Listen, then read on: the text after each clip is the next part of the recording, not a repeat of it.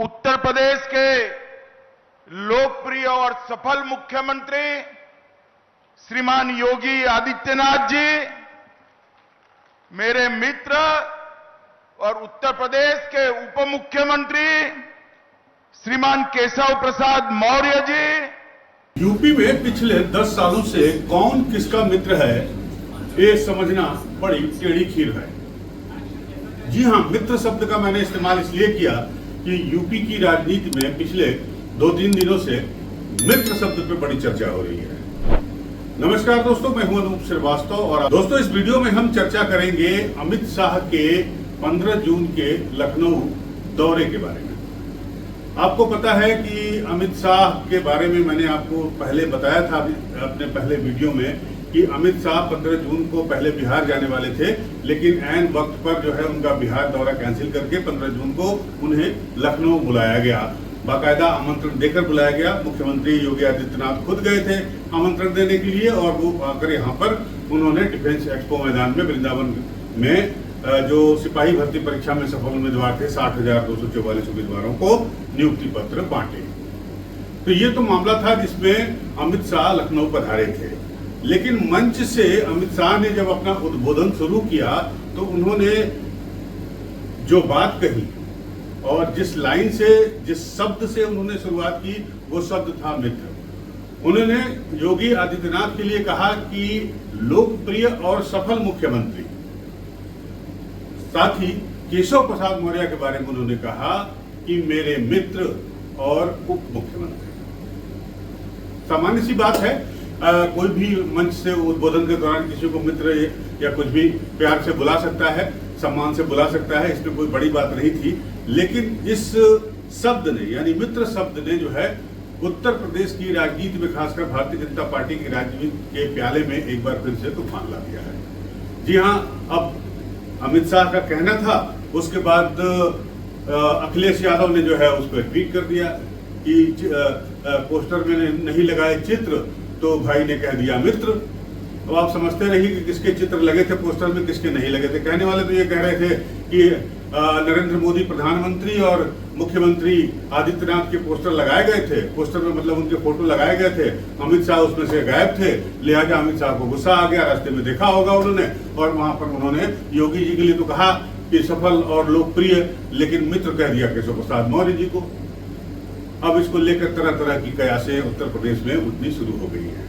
लेकिन इन कयासों के पहले, जैसा कि मैंने इस वीडियो के शुरू में आपको बताया कि मैंने आपको पहले ही बता दिया था कि अमित शाह का दौरा चेंज करके, बिहार का दौरा चेंज करके, मतलब स्थगित करके और उत्तर प्रदेश में इस तरह से आना किसी की तरफ, किसी बड़ी चीज की तरफ संकेत कर रहा है। निश्चित रूप से आपको भी समझ में आ रहा होगा, तो हम चर्चा करेंगे इसी बात पर कि अमित शाह के इस बात के, इस शब्द के मायने क्या हैं। क्या उत्तर प्रदेश में आने वाले दिनों में कोई बड़ा बदलाव होने जा रहा है? क्या केशव प्रसाद मौर्य को कोई बड़ी जिम्मेदारी मिलने जा रही है? बने रहिए आप हमारे साथ इस वीडियो में अंत तक। अगर आपको हमारा वीडियो ये पसंद आता है तो इसे लाइक और सब्सक्राइब करना नहीं भूलिएगा। थोड़ा सा पीछे चलते हैं। आपको पता है कि किस तरह से योगी आदित्यनाथ जो है वो ऐन वक्त पर उत्तर प्रदेश की सियासी पिच पर लैंड करा दिए गए, ये नहीं करा दिए गए। जी हाँ, नहीं तो 2015 में जब बीजेपी यहाँ चुनाव जीती थी तो उस समय सब भी आश्वस्त थे कि केशव प्रसाद मौर्य ही मुख्यमंत्री बनने जा रहे हैं। लेकिन आखिरी समय पर, जिसको कहते हैं ना लास्ट आवर में जो है वो सब कुछ बदल गया और नतीजा कि पिछले 10 सालों से, आप कह सकते हैं 10 साल का 11वां साल चल रहा है, शुरू हो जाएगा, तो योगी जी गद्दी पर बने हुए हैं और केशव जी की टकटकी लगी हुई है। अब दो चीजें हैं इस बात के, जो सियासी हलके हैं इसमें दो चीज, इस बात के दो मतलब निकाले जा रहे हैं। पहला मतलब ये है कि क्या अमित शाह जी ने केशव प्रसाद मौर्य को मंच पे लॉलीपॉप दिया कि अरे भाई तुम हमारे मित्र हो, तुम हमारे साथ हो, अब तुम हमारे साथ हो तो फिर क्या बात है, कुछ इस तरह का। और हो ना कुछ ना हो, आगे चल के जैसे केशव जी 10 साल से इंतजार कर रहे हैं वैसे इंतजार करते रहे, 1 साल और कर ले इंतजार, 27 तक इंतजार कर ले। दूसरा कि क्या ये उत्तर प्रदेश के सियासी एक नई सियासी पटकथा लिखी जा रही है उत्तर प्रदेश में। और आने वाले दिनों में, जैसा कि पिछले दिनों मैंने आपसे कहा भी था कि सोशल मीडिया पर बहुत तेजी से इस बात की चर्चा चल रही है कि उत्तर प्रदेश से योगी आदित्यनाथ को बुला के दिल्ली में उन्हें कोई बड़ी जिम्मेदारी दी जा रही है और यहाँ जो है दूसरा मुख्यमंत्री तैनात किया जाएगा, स्थापित किया जाएगा, बना दिया जाएगा। तो क्या केशव प्रसाद मौर्य जो अभी तक आस लगाए बैठे हैं उनकी ये आस पूरी होगी? ये भी रहस्य की बात है, आने वाले दिनों में पता चलेगा। लेकिन सबसे बड़ी बात यह है कि 2015 में केशव प्रसाद मौर्य के ही अध्यक्षता में बीजेपी ने चुनाव जीता था और इस बार जिस तरह से बीजेपी के अंदर भीतरघात हो रहे हैं, बीजेपी के अंदर संगठन में जिस तरह से नाराजगी है, कार्यकर्ताओं में जिस तरह से नाराजगी है, उससे यह अनुमान लगाया जा रहा है कि एक बार फिर से भारतीय जनता पार्टी के प्रदेश अध्यक्ष की जिम्मेदारी केशव प्रसाद मौर्य को सौंपी जा सकती है, क्योंकि केशव प्रसाद मौर्य संगठन के आदमी है, आरएसएस के आदमी है, हर एक बड़े कार्यकर्ता को वो व्यक्तिगत तौर पर पहचानते हैं, कुशल संगठन जो है नेतृत्व करता है, संगठन चलाने वाले हैं और उनका मैनेजमेंट जो है, बूथ मैनेजमेंट बहुत अच्छा है, कार्यकर्ताओं से हमेशा मिलते रहते हैं और बीजेपी की हर पॉलिटिकल चाल से वो अच्छी तरह से वाकिफ हैं। तो लोग ये भी कयास लगा रहे हैं कि उत्तर प्रदेश में भी बीजेपी अध्यक्ष की तलाश जारी है पिछले 6 महीने से, लेकिन अभी तक भूपेंद्र यादव की जगह बीजेपी किसी दूसरे चेहरे का सिलेक्शन नहीं कर पाई है। तो क्या वापस एक बार फिर से केशव प्रसाद मौर्य जो है वो बीजेपी के अध्यक्ष बनाए जाएंगे और चुनाव तक वो अध्यक्ष बने रहेंगे 2027 तक? और 2027 में अगर चुनाव जीतती है बीजेपी, यानी एनडीए आती है सत्ता में, चौथी बार आती है, तो केशव प्रसाद का सपना पूरा हो जाएगा? बड़ा सवाल है। बहरहाल आपको ये भी पता है कि जब से योगी आदित्यनाथ ने उत्तर प्रदेश के मुख्यमंत्री के पद की कुर्सी को संभाला है, तब से वो लगातार काम कर रहे हैं और अपने तरीके से काम कर रहे हैं। सियासी हलकों में इस बात की चर्चा शुरू से है कि कभी कभी जो डबल इंजन की सरकार है उसकी पटरियों का बैलेंस बिगड़ जाता है।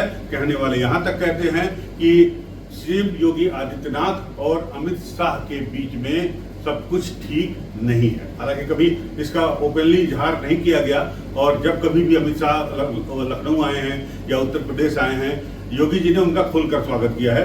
मैंने तो देखा उसमें जब वो वहां आए थे, कुंभ में स्नान करने आए थे, तो किस तरह से दोनों लोग एक साथ जो है हंसते गाते जो है डुबकी लगा रहे थे गंगा मैया की गोद में। वो विजुअल और वो वीडियो आपने भी देखा होगा। तो ऐसा लोग कहते हैं कि किसी बात को लेकर योगी और शाह में आपस में टकराव होता जाता है और केशव प्रसाद मौर्य जो है वो योगी आदित्यनाथ, माफ कीजिएगा, अमित शाह के आदमी माने जाते हैं। केशव प्रसाद मौर्य भी और ब्रजेश पाठक भी जो दूसरे डिप्टी सीएम है। तो इस तरह से आपको पता है कि भारत की बीजेपी की राजनीति में नरेंद्र मोदी के बाद अगर किसी की चलती है, या आप सबको मालूम है, वो अमित शाह की है। तो उत्तर प्रदेश की दो जरूरतें हैं, नेतृत्व में बदलाव। अब नेतृत्व में बदलाव को बीजेपी स्वीकार करती है कि नहीं करती है। दूसरा, प्रदेश अध्यक्ष में बदलाव, और प्रदेश अध्यक्ष का बदलाव तय होना है, प्रदेश का भी अध्यक्ष का बदलाव होना है और साथ ही साथ जो है केंद्र में भी अध्यक्ष का चुनाव होना है। जेपी नड्डा साहब का कार्यकाल समाप्त हो गया है। तो केशव प्रसाद मौर्य से बेहतर कोई आदमी तो मिल नहीं सकता, जिसका कि संगठन में भी, आरएसएस में भी, पार्टी में भी, सब में जनाधार है, सब में मेल मुलाकात है, सबसे बातचीत है। तो हो सकता है कि उत्तर प्रदेश में केशव प्रसाद मौर्य को ये जिम्मेदारी मिल जाए और केंद्र में जो है उन्हीं के मिलता जुलता या उनसे जिनके अच्छे संबंध हों, या बीजेपी का जो भी नया अध्यक्ष केंद्र में बनता है, निश्चित रूप से केशव प्रसाद मौर्य उसके साथ ट्यूनिंग तो बना ही लेंगे, क्योंकि केशव प्रसाद मौर्य बहुत ही सुलझे हुए नेता माने जाते हैं।